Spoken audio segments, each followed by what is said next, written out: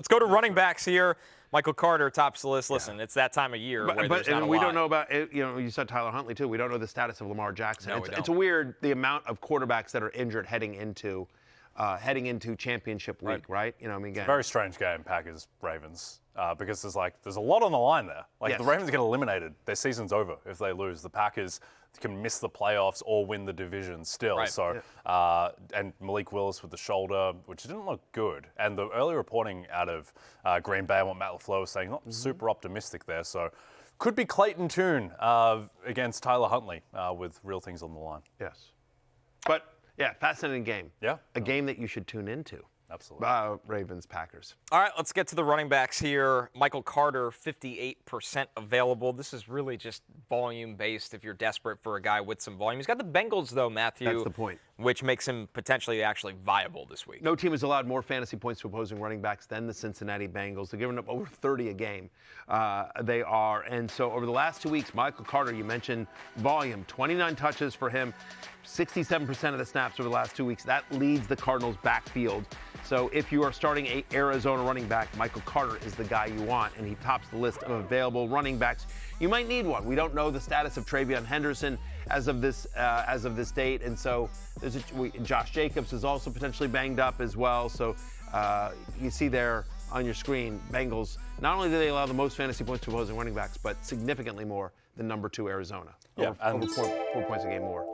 Okay, armchair QB, 23-23, need a possible trade beyond a replacement. C-Rod, Dylan Sampson, Tyjae Spears, or Michael Carter if Travion Henderson cannot go with the concussion PPR championship matchup. I think it's Michael Carter. Yeah, I would agree with that as well. Chris Rodriguez, again, he actually got a little bit banged up as well, but it's like he's 40 yards and you're hoping he falls in the end zone.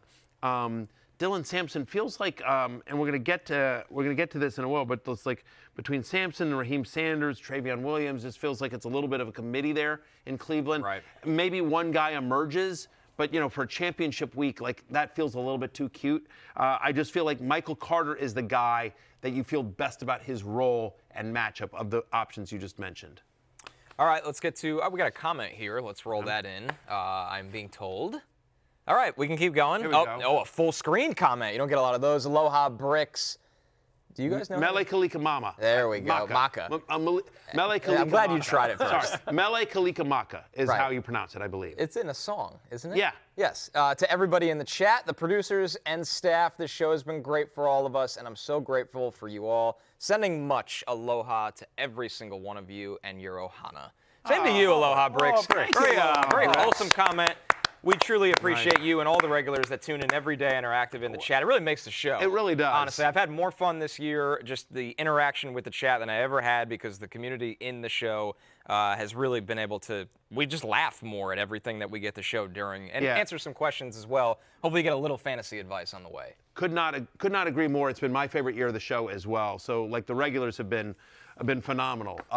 So thank you, Aloha Bricks. Right back at you and everyone and the regulars. Be interested to see if that sucking up from Aloha Bricks gets him to number 1 in the power rankings. It's a power move. It's a power move. I like it. But by the way, again, so we're not going to do a show tomorrow or Thursday, but we will do on Friday. So there's still chance for other regulars to get your sucking up comments in to see if you can top Aloha Bricks in the power rankings. That was like Week 17, Lamar Jackson when he put up the 5 touchdowns against the Dolphins to secure MVP back in 2023. It's a powerful statement of intent from Aloha Bricks. Ryan Oswald Barry can pronounce that, but struggled with Manungai for so long. Yeah, I don't know what to tell you. Yeah. To be fair, you didn't pronounce it right. Yeah, I didn't. Manungai. I got it on the second try, and I got it better than you. Like you. Yeah, you did. That's fair. Yeah, it's in a Buffett song. That's how I know that. Okay. So you were cheating. Yeah. No, I've heard it before. You were very eager to read it, I noticed. You're like, I've seen this before. I've heard this before. I'm like, look, this is my time. What was buoyed? Yeah. Boyoed? Boyoed. I think that's one of my top 5 favorite memories of the season. No, it's my least favorite. Jay's face. Jay looked like he there was like an alarm going off in the building, and we had to get out of here. I was terrified. I was terrified. No one's butchered the English language like that in Boyoed. a long way. My favorite one with Matthew, though, is because Matthew is very confident with his pronunciation of Dare Ogunbowale. Yes. So whenever he pops up, you're very good at that. jumps at the opportunity to say all those easy, elongated vowel sounds. Oh, yeah. Once I learn, I say Manungai guy all the time now. Tunga Vailoa, Ogunbowale. Yeah. Once I learn a name, then I'm like super confident because everyone knows English is my second language. All right, let's move on. Better at it. Blake Corum, 59% available. We talk about Blake Corum every single week at this point. Now, the point is he's got... the Hunter Henry of running backs. That's exactly right. The crazy thing is the volume is consistently there now for Blake Corum, especially in a flex spot, despite Kyron Williams being on this team, Matthew. He's got Atlanta and Arizona to close out the season as the Rams vie for the #1 seed. It's shocking, but since week 13, he's the 9th best running back in fantasy football. 4 straight games with at least 13 fantasy points. It's obviously driven by the touchdowns, but they trust him in close, right? Since week 7, he's averaging over 11 touches a game. And so so if you're telling me just a guy that on an offense that's really good, that's always going to be in scoring position with a coach that trusts him, and he's getting, 11 to 13 touches a game, he is very flex worthy. He's a rich man's Tyler Algier, just because I think the Rams offense is better than the Falcons. Speaking of the Falcons, that's who they play this week. That's the Monday night game. And the Falcons don't really have anything to play for. The Rams, I think, potentially obviously do. They're still playing for the division. So I think Corum has a potentially really good opportunity here against a Falcons team that is not great against the run. Yeah, Corum v. Algier, the best face-off situation we have since Cage and Travolta went head-to-head in 1997 with John Woo directing. Some great action sequences in that one. The good thing with Blake I still don't understand it. Whose face was on whose? Because they switch faces in face-off, don't they? Yeah, so each person's face is on the other person's face. I know, but it was hard to keep track of, wait, is this John Travolta? John Travolta goes undercover as Nick Cage. And then Nick Cage kind of escapes, and then he kind of steals Travolta's leftover face. This can't be It's the most ridiculous thing in the world. This movie cannot be good. No, my favorite part of the whole movie, though, is... But it is, I remember watching going, like, what the hell is this? Yeah. The best part of the whole movie, though, is when Travolta, who is Cage now, but Travolta goes home to see his wife, and the wife is, like, immediately suspicious. It's like, no one would ever be suspicious. If I walk into the house, my wife's fear is going to think that it's me. She's immediately like, you Nick Cage in disguise? Yeah. Like, it's so ridiculous. Yeah, hold on. There are some unbelievable action sequences, though, John Woo always brings the action. Yeah. He does. When they're shooting each other through the mirrors, that's the best. Yeah, because you're shooting it yourself, yeah, right? Amazing. Amazing. It's hard to follow, though. Don't watch it. Don't watch it stoned, or do watch it stoned, and it'll be fine. Help you lock in. Emanuel Wilson, our next running back, 63% available. This is a weird one. Josh Jacobs, he didn't play after he fumbled. Besides the onside kick, I believe, which is even more strange as you look at the snap rates here. The Packers claim that the reason he didn't come back in the game was because of the fumble, not because the knee was swelling up. But no, I'm not buying that. No, I'm sorry. find that extremely hard to buy. I mean, he's Josh Jacobs. He's one of the best running backs in the NFL. You're not going to be like, sorry, you got to learn your lesson. It's like year 8. Right, exactly. You're year 8 in the NFL. You've won the FedEx rushing title like a couple of different years. We paid you a ton of money. Christian McCaffrey, you false started, you're out for the game. What are you doing? Stop it. So anyway, we'll see if but it's just very important to pick up Emanuel Wilson. Even if you don't need a running back, you want to, sometimes the best offense is a good defense. I have no problem picking up somebody this week. See who your opponent might need and pick up those players. Just stash them on your bench. You got no need right there as well. But so Emanuel Wilson, who in his start, the one start he got this year that Jacobs was out, got like 30 touches. I mean, he's shown that he can be an every down running back in the NFL when he gets an opportunity. You don't love the matchup with Baltimore, but you're not super scared of it either. No, particularly if Lamar can't go. Like right now, the Packers are 2.5-point favorites, so you suspect the game script shouldn't get out of hand, particularly if it is Snoop Huntley. And the other thing too is that the Packers, they don't absolutely need this game. If they beat the Vikings in Week 18, they will clinch a playoff spot. So particularly like if Jordan Love can't go, maybe they put more of their eggs in the Week 18 basket and just save Jacobs for that, knowing that they can win this game against Baltimore regardless. So I wouldn't expect, even if Jacobs does go, I still think that Emanuel Wilson can get the lion's share of the snaps. Our last one, guys. Good luck sorting through this. The Browns' backfield, since Quinshon Judkins got hurt, you have Dylan Sampson, 89% available, who's missed some time with a hand injury. Raheem Sanders, the rookie Rocket Raheem Sanders, Matthew's old nickname.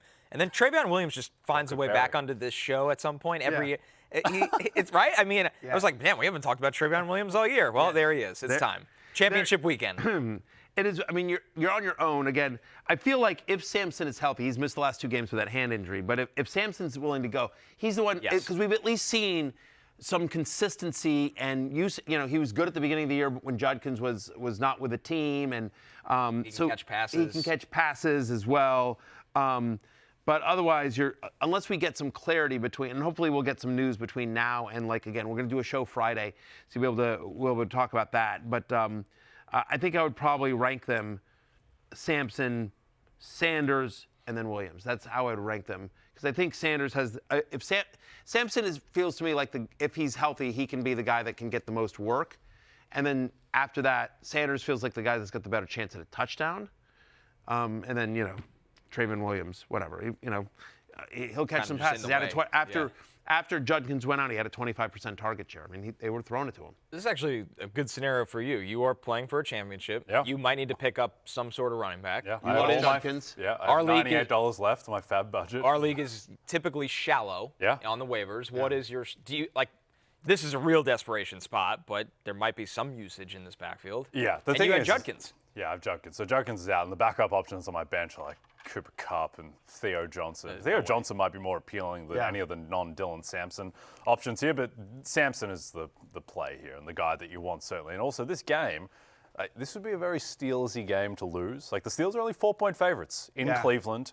Tough divisional matchup, elite defense. Aaron Rodgers not really able to move around against December games in Cleveland are brutal. It would be very on brand for the Steelers. Against Buffalo. Yeah. It was a weird game. Yeah. It wasn't comfortable for the Bills. Josh Allen didn't have a good fantasy day. Yeah, Browns have a very good defense still. They've kind of fallen off a little bit. I think they're still 4th in EPA for the season. But, yeah, I think this game is going to be close and ugly, and there will be enough game script for a Cleveland running back to be useful, and Sampson is the guy that you want, certainly.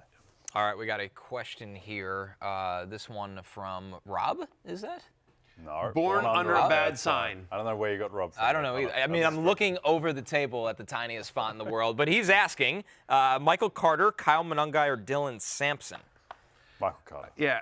I think it's definitely between, I don't think it's Sampson. It's definitely between Carter or Monangai again. I might lean Monangai. Monangai, I feel, you got Arizona against Cincinnati. So just matchup there, I might do that. As well. I mean, Chicago's at San Francisco. Their defense isn't great, but San Francisco's. I would play. I think I'd go Carter. It depends what you need, right? Once again, if you just really got to hope one of these guys scores, I'd start Monangai. Yeah, but it's not. Yeah, San Francisco's run defense last night was very good against Jonathan Taylor, but I think that was largely because the Colts had a quarterback in shotgun 95% of the time, or 91% or whatever it was. So I do think that the Niners' run defense, which for the most part has been very poor this year, is probably going to get run on by the Bears. On the other hand, I don't think the Bears have any chance of stopping this Niners offense either. Hey, it's Matthew Berry from NBCSports.com and RotoWorld.com, and I want to thank you so much for watching whatever it is you just watched. Or if nothing else, being too lazy to click out of the autoplay after this video started, after whatever it is you actually wanted to watch finished. But now that you're here, I'd like to take a moment here to ask you respectfully now, okay? I'm asking you respectfully to subscribe to the NFL on NBC YouTube channel. You'll get the latest Roto World fantasy news headlines, all sorts of great shows, including my own Fantasy Football Happy Hour. So go subscribe now. Again, I'm asking respectfully.